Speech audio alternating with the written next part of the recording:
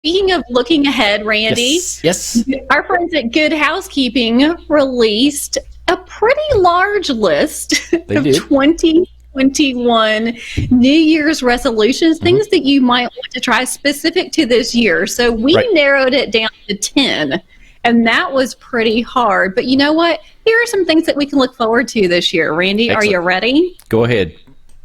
All right, we'll start with number 10. And folks, these aren't in order, but number 10, take more walks. So Randy, I know that you walk at the bay almost every single day. I try to do the same. Just getting out for as little as 5 minutes will do such good for your heart, for your breathing, for your respiration, and just getting a little bit of vitamin D. So what do you think about that, Randy? Take more walk? Well, and that's easy to do. You can walk anywhere, right? That's right. Even if it's just around your block or whatever, do up and 10 down. Times. I mean, I don't do it all the time because of, certain weather conditions. I don't like getting soaked or wet or anything. But I've been doing a lot of stretches here lately. That's great. Yeah, stretching is fantastic. Stretching I think you do lose some weight by stretching. You do, absolutely. Yeah. Just getting those muscles moving. And that's really what they're trying to focus on this year is just any movement. Right. So number 9, Randy. What's number 9? More water and less alcohol. So studies show, and we know this, and we talk a lot about this with the Madison County Health Department, keeping that hydration up is a wonderful way to combat all of these, daily munching, the eating that we're doing. A lot of times, your body's not hungry, it's thirsty. So limiting that alcohol, which is going to help you actually sleep better through the night if you limit that alcohol and then have more water. A great way, just something to think about as you're going into 2021. Now, and this also excludes, you can still take NyQuil and DayQuil and all that stuff, right? I don't ever think I've seen those listed on a resolution list. I didn't. Yes, if they're necessary medications that you need to take. I am not a doctor. No, you are not. We're just going the healthy route here. And again, this is courtesy of Good Housekeeping. Number 8, I loved this one. Decorate with family history. So folks, if you have those family photos that have been, collecting dust in your attic or certain pieces that just mean something to you or your family, get them out, display them. We may not have as much time with our family this year as we have in the past, but just having those daily memories can really do a lot to improve your mood. So that's just cool. Something to keep in mind. It doesn't cost a lot. So decorate with old stuff. That's right. And you know that I have a lot of old stuff in my house. There is no shortage of old stuff in my home. Number 7, play upbeat music. And we do this a lot. We do it a lot. Madison Live. We do this a lot. Yes. But studies show playing upbeat music from time to time will elevate your mood and just create a cheerier disposition. So I maybe know something like this, Colleen? Here we go. Here it is.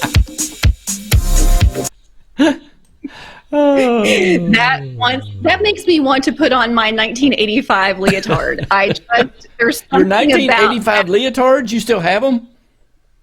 I probably do. That probably, if you go back to family history, that may be in a box of family history. Can we get some video of Stuart dancing to this? I think he'd be really good at that.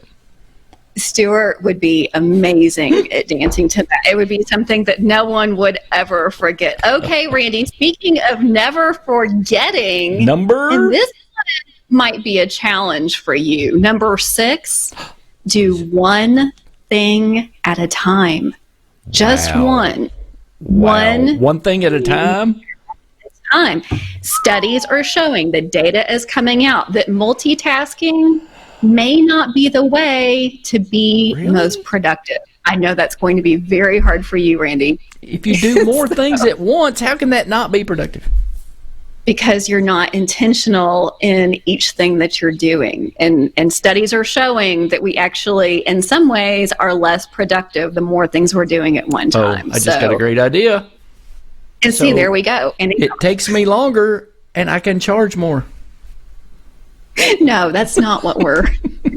Sorry. If you're more productive, then that should not change that pace. But just something to consider. Do one thing at a time. I'm trying to be mindful of that, and that's much better for me. Well, this show, I'm doing more than you're doing one about thing 6 at a time. things right now. Yeah, so that's right. That will not work in this productive, area. Right? Pretty productive. You got it. Number 5. This was unusual, and I liked it. Give yourself more compliments. So I think that what they're trying to remind us, Randy, is to be. We always talk about being kind out there and being kind to one another. Sure. But sometimes we need to be kind to ourselves as well. That's true. So give yourself a break this year. We're still in a very challenging time. If you need to give yourself a compliment every once in a while, then go ahead and do that. That's a good thing. Or my old Mr. Whaley, my old middle school principal at Clark Morris, he would always, I'd say, "Good job, Mr. Whaley. That was fantastic." And I loved his sense. He had a very dry, sarcastic sense of humor. He'd always turn that hand around and go, "There you go." Pat himself on the back.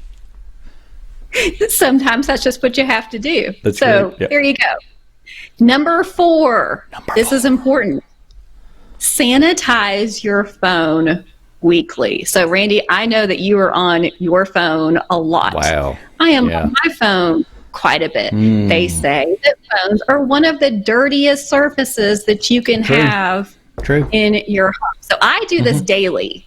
Do you really? They're suggesting I do. I do this daily. I do my Where does my your keyboard. phone go? It's just part of my routine. Okay. If I have my keyboard and my phone, and I just take a little alcohol wipe, and it takes 10 seconds. I do my phone, our remotes, and my keyboard daily. But something that you can do. Well, I really do. That's a good. I never sanitize my phone.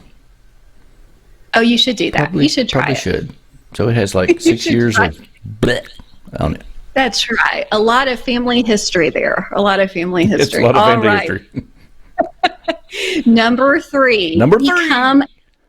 Become a plant owner. Randy, did you know that just having a few plants in your living space helps clean your air? Did you know that? Helps the oxygen in your home.